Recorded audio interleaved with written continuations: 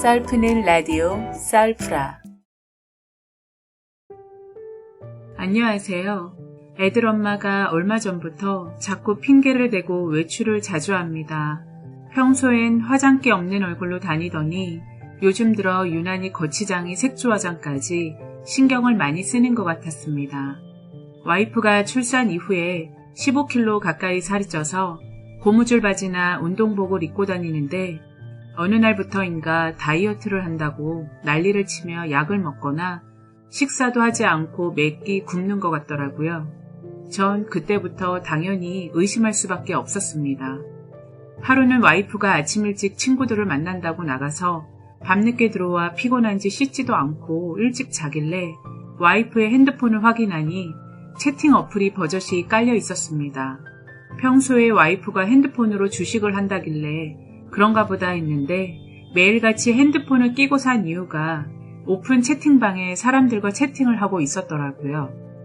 그 채팅방에는 비트코인에 투자한 사람들끼리 단톡방을 만들어서 대화도 나누고 동호회처럼 오프라인 모임도 갖는 것 같더군요. 그리고 번개팅에 와이프도 여러 번 참석했다가 술 먹고 놀다 귀가가 늦어진 사실도 알게 되었습니다. 좀 걱정은 됐지만 와이프가 바람을 피울 거라는 생각은 꿈에도 해본 적이 없었습니다. 핸드폰 좀 자제하라고 제가 몇 번 잔소리를 했더니 이제는 음성 채팅으로 대화를 하더군요. 그것도 새벽까지 잠도 안 자고요. 와이프가 채팅방에서 너무 빠져서 대화하는 모습이 눈에 거슬렸고 어지간하면 그만 좀 하라고 제가 화를 좀 냈어요. 그 일로 와이프와 말다툼을 몇 번 했죠. 그리고 와이프가 새벽에 채팅 속의 남성에게 나 남편하고 사는 게 정말 지옥 같아. 이혼하고 싶어. 라는 말을 엿듣게 되었습니다. 전 제 귀를 의심하지 않을 수 없었죠. 아무리 와이프와 싸움을 했어도 전 이혼에 대해선 한 번도 생각해 본 적도 없고 입으로 내뱉은 적도 당연히 없었습니다. 도대체 채팅 속 남자가 누구길래 그런 말을 쉽게 내뱉을 수 있을까요? 한두 번 만난 사이라면 이혼 얘기를 쉽게 하지 않았겠죠. 하루가 멀다 하고 그곳에서 만난 남자와 카톡을 주고받는 게 수상할 정도로 자꾸 절 의심하게 만들었습니다. 아들 앞에서 화를 자주 내는 모습도 보여주고 싶지 않아 일단 증거부터 잡아야겠다고 마음을 먹었습니다. 평소 와이프는 남대문 시장을 자주 다녔습니다. 수입상가에서 화장품과 영양제도 가끔씩 사고 아이들 옷도 아동복에서 많이 사왔었죠. 며칠 뒤 와이프가 남대문 시장을 간다기에 저도 마침 쉬는 날이고 해서 같이 가자고 했습니다. 이것저것 사려면 짐꾼이 필요하겠다 생각했죠. 그리고 다툰 일도 좀 풀어줄 겸 해서요. 그런데 와이프는 괜찮다고 혼자 가겠다고 하더군요. 그래서 저는 여보, 내가 시장 가서 당신 좋아하는 갈치조림 사줄게 라고 다시 한번 얘기했지만 싫어 라며 단칼에 자르더군요. 그때 문득 스치는 생각이 시장에서 그놈을 만나기로 했나? 한번 따라가 볼까? 라고 불현듯 떠오르길래 와이프를 몰래 미행하기 시작했습니다. 와이프는 차를 운전하고 남대문 시장 입구에 주차를 한 뒤 이것저것 구경을 하며 혼자서 돌아다니더군요. 그 순간 내가 미쳤지. 와이프를 못 믿고 이렇게 몰래 따라오더니 내가 무슨 짓을 한 거야. 내가 돌았나?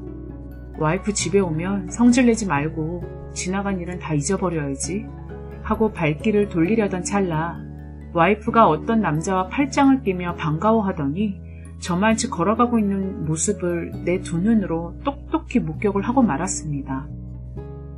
순간 머리를 띵 하고 얻어맞은 듯한 충격을 받았고 두 주먹을 불끈 쥐며 와이프 뒤를 밟기 시작했죠. 둘은 액세서리 상가로 올라가더니 이것저것 고르는 눈치였습니다. 평소에 치장엔 관심도 없던 아내가 왜 요즘 따라 멋을 부렸는지 이제야 알겠더군요. 몇 분 뒤 봉지를 들고 나오더니 수입상가로 내려가 화장품 몇 가지를 고른 뒤 그놈이 계산해주는 것을 보았습니다. 그러면서 둘이 손을 잡더군요. 이것들이 한두 번 만난 사이가 아니라는 것을 짐작해야 하는 행동을 보여주더라고요.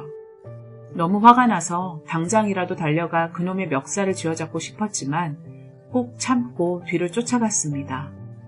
삼겹살집으로 들어간 뒤 그놈이 구워주는 고기를 넙죽넙죽 받아먹으며 좋아 죽겠다는 표정을 지으며 그야말로 애인이 따로 없더군요. 저렇게 좋을까? 지 남편하고 새끼들은 안중에도 없고 어쩜 저렇게 벌건대낮에 뻔뻔스럽게 년놈들이 대놓고 바람을 피우고 있는지 정말 기가 찰 노릇이었습니다. 1시간 남짓 밖에서 몰래 쳐다보며 다리에 힘을 주고 쭈그리고 앉아 있었더니 다리가 쥐가 나더군요. 순간 움직일 수 없어 바닥에 털썩 주저앉았고 시간이 지나도 좀 나아지지 않자 마침 바로 옆 약국이 보이더라고요. 후다닥 약국 가서 진통제라도 급하게 사먹고 왔더니 그새 그 년놈들이 사라져버리고 없었던 거였습니다. 가게 주인한테 물어보니 금방 나갔다고 하더군요. 주변을 서성거리며 찾아봤지만 어디에도 와이프는 보이질 않았습니다. 코앞에서 놓친 거였죠. 하는 수 없이 집에 돌아왔고 와이프 오기만을 기다렸습니다. 밤 10시가 되도록 와이프는 집에 오지 않았고 전화를 했더니 계속 통화 중으로만 나오더라고요. 거의 40분 가까이 통화 중이었어요. 도대체 어디에다 그렇게 통화를 해대는지 아들놈을 시켜서 엄마한테 전화 좀 해보라니 아빠, 엄마 계속 통화 중인데 혹시 무슨 일 생기신 거 아닌가? 라고 말하더군요. 이 여편네가 도대체 제정신인지 전 들어오기만 해봐라 하고 작정하고 와이프를 기다리고 있었죠. 밤 12시가 다 돼서야 와이프는 한 보따리 봉지를 들고 슬슬 기어들어오더군요. 어디서 술을 마셨는지 술 냄새도 나더군요.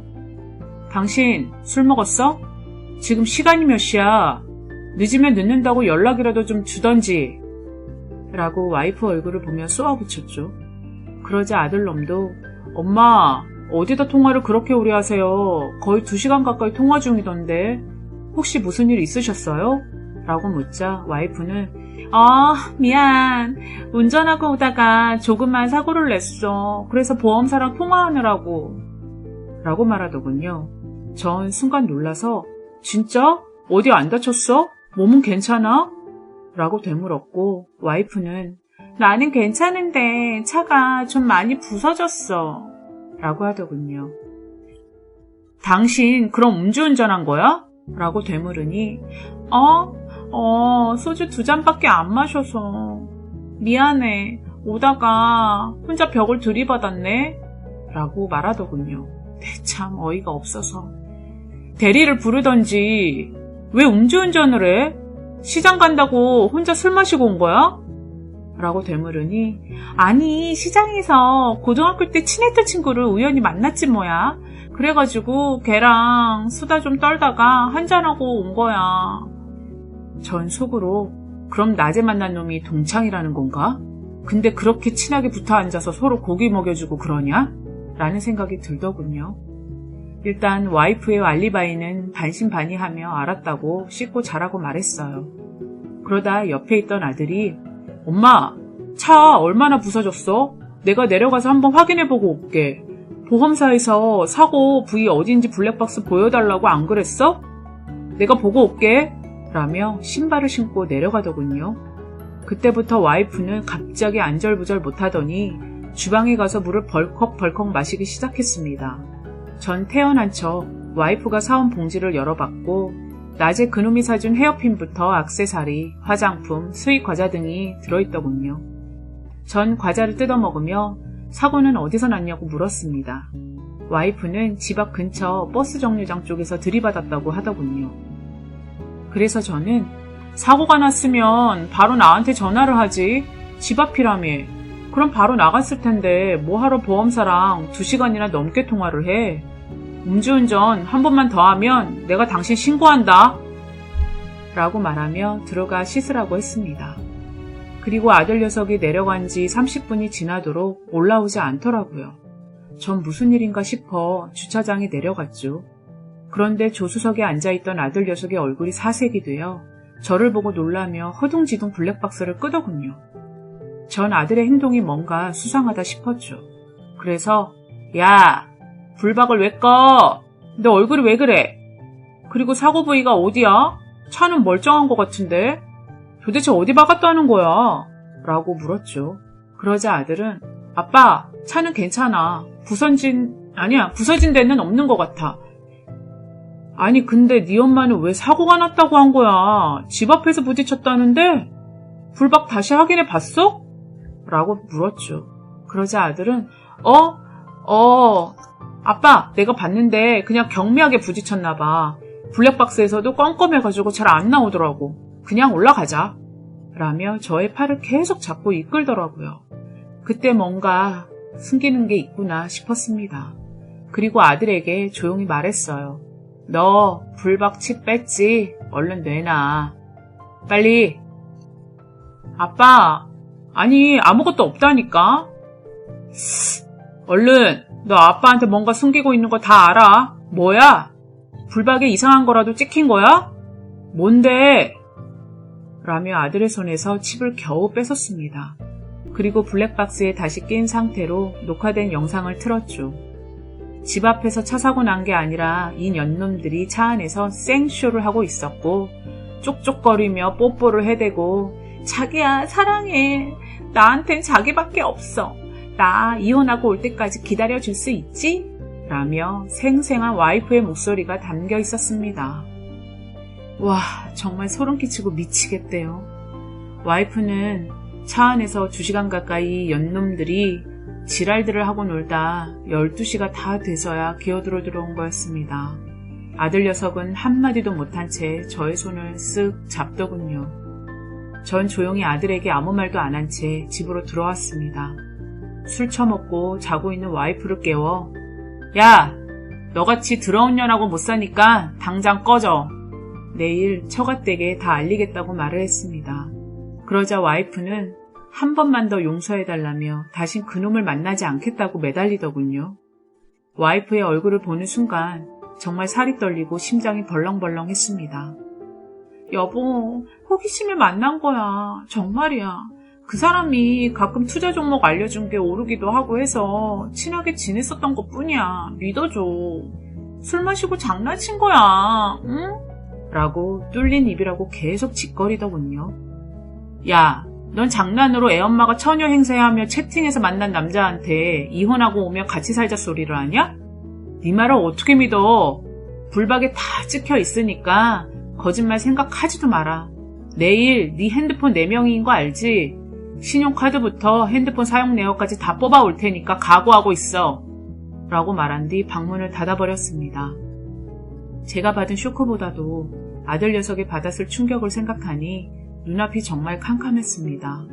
와이프랑 살면서 티격태격은 했어도 이혼까지 생각해본 적도 없었는데 배신감과 분노가 너무 크다 보니 지금 당장은 와이프를 보고 싶지 않은 건 사실입니다. 그렇게 밤을 꼬박 새우고 이른 아침 아들이 걱정돼서 방을 열어보니 아들 녀석이 없더군요. 그래서 바로 전화를 했죠. 밤새 PC방에서 있었다고 하더군요. 아들 녀석은 작년 수능을 보고 올해 재수를 하고 있는데 어제 일로 멘탈이 나갔을까 많이 걱정이 되긴 합니다. 점심쯤 밖에서 아들을 만나 밥을 같이 먹으며 얘기했죠. 아빠, 이제 어떡할 거야? 어제 엄마랑 많이 싸웠어? 라고 묻더라고요. 아니, 이제 싸울 힘도 없다. 엄마는 장난이었다고 별일 아니라고 하는데 아빠로서는 사실 정신적인 충격이 좀 크다. 넌 어때? 라고 되물었죠. 아들은 난 이제 성인이니까 두 분이서 잘 해결하셨으면 좋겠어요. 나도 엄마가 그럴 줄은 정말 꿈에도 상상해본 적은 없지. 우리 엄마가 바람을 피우다니 정말 믿어지지가 않아. 아빠가 원하는 대로 결정해. 전 괜찮아요. 라고 오히려 저를 위로해 주더군요. 아직 대학도 다녀야 하고 군대도 가야 할 놈인데 그렇다고 없던 일로 묻고 다시 예전처럼 돌아갈 수 있을지도 모르겠고 지금은 너무 힘듭니다. 아들과 함께 밥을 먹고 난 뒤 통신사에 가서 통화 기록을 뽑아보니 무려 1년 전부터 그놈과 연락을 하기 시작했더군요. 본격적인 만남은 올해 들어서 시작한 것 같고요. 새벽 2시부터 3시 사이에 가장 많이 통화를 했고 문자 내역은 수없이 많았고요. 내역서를 보는 순간 손이 파들파들 떨리고 또 한 번 뒤통수를 강타당하는 느낌이었습니다. 와이프에 대한 배신감과 복수, 순간 정말 아내를 죽이고 싶다는 생각까지 들었습니다. 그만큼 제가 받은 상처는 너무나 컸죠. 한강에 가서 소주 한 병 들이키고 힘없이 집으로 돌아와 보니 아내는 온데간데 없고 짐을 싸서 나간 모양입니다. 저와 아들이 전화를 해봤지만 역시 받지 않더군요. 그리고 몇 분 뒤 아들 편에 문자가 왔습니다. 미안해 아들. 너 얼굴을 볼 자신이 없네. 엄마 용서하지 마. 라고요. 적반하 정도 유분수지. 뻔뻔스럽게 집을 나가다니. 며칠 뒤 처갓댁에 전화해봤지만 친정에 가질 않은 눈치였고 주변 친구들에게도 물어보니 다들 모른다고 하더군요. 때마침 와이프가 하던 채팅이 생각이 났고 컴퓨터를 켜서 오픈 채팅방에 접속을 했습니다. 자기야, 나 퇴근하고 바로 갈게. 계속 집에 있을 거지? 라고 오더군요. 바로 그 미친 상간놈이었습니다. 전 대답을 안 하고 가만히 대화창을 지켜보고 있었습니다.